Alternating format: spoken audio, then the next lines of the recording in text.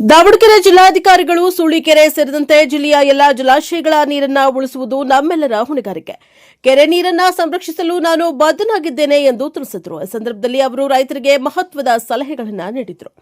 ನೀರು ಅಮೂಲ್ಯವಾದದ್ದು. ಪ್ರಸ್ತುತ ನೀರಿನ ಅಭಾವದ ಪರಿಸ್ಥಿತಿಯನ್ನು ಗಮನದಲ್ಲಿಟ್ಟುಕೊಂಡು ರೈತರು ಪರಂಪರೆಯ ನೀರು ಹಾಯಿಸುವ ವಿಧಾನಗಳನ್ನು ಕಡಿಮೆ ಮಾಡಿ ಡ್ರಿಪ್ ಇರಿಗೇಷನ್, ಸ್ಪ್ರಿಂಕ್ಲರ್ ವ್ಯವಸ್ಥೆ ಸೇರಿದಂತೆ ಆಧುನಿಕ ತಂತ್ರಜ್ಞಾನಗಳನ್ನು ಬಳಸಬೇಕು.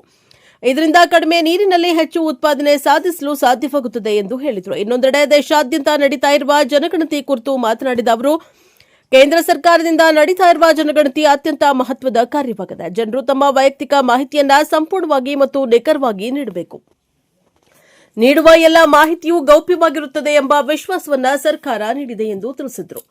Bureau report, Praja Power news, Davanagere. ನೀರು ಹಾಯಿಸಬೇಡಿ, ವೈಜ್ಞಾನಿಕ ಪದ್ಧತಿಯನ್ನು ಅಳವಡಿಸಿಕೊಂಡು ಹನಿ ನೀರಾವರಿ ಮಾಡಿ. ನೀರು ಅತ್ಯಮೂಲ್ಯವಾದದ್ದು. ನಾನು ಕೊನೆಯದ ಮತ್ತೆ ಹೇಳ್ತಾ ಇದ್ದೀನಿ, ನೀರನ್ನು ಉಳಿಸೋದಕ್ಕೆ ನಾವು ಆದ್ಯತೆ ಕೊಡಬೇಕು. ಈ ಕೆರೆ ಮಲಿನ ಆಗದ ರೀತಿಯಲ್ಲಿ ನೀವು ನಿಮ್ಮ ಮನೆಗಳಲ್ಲಿ ಇಂಗು ಗುಂಡಿಯನ್ನು ಮಾಡಿಕೊಳ್ಬೇಕು ಅಂತ ಅಂತಿಮವಾಗಿ ಹೇಳ್ತಾ ನಾನು ಹೇಳ್ತೀನಿ. ದಯಮಾಡಿ ನಾವು ಹಂಚ್ಕೊಳ್ಳಿ. ಈ ಮಾಹಿತಿ ಅತ್ಯಂತ ಗೌಪ್ಯವಾಗಿರುತ್ತೆ. ಭಾರತ ಸರ್ಕಾರ ಮಾಡ್ತಾ ಇದೆ, ತಾವೆಲ್ಲರೂ ಸಹಕಾರ ನೀಡಬೇಕು ಅಂತ ಹೇಳಿ ಕೇಳ್ಕೊಳ್ತೀವಿ. ಎರಡನೇದು,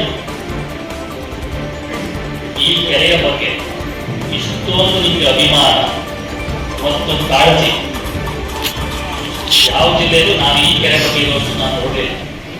ಹಾಗಾಗಿ ಈ ಕೆರೆ ಉಳಿಸೋದಕ್ಕೆ, ಕೆರೆ ನೀರನ್ನ ರಕ್ಷಣೆ ಮಾಡೋದಕ್ಕೆ ನಿಮ್ಮ ಜೊತೆ ನಾವು ಜಿಲ್ಲಾಧಿಕಾರಿಯು ಮತ್ತು ಜಿಲ್ಲಾ ತಂಡ ಬದ್ಧವಾಗಿದೆ ಅಂತಕ್ಕಂಥ ಒಂದೇ ಮಾತು.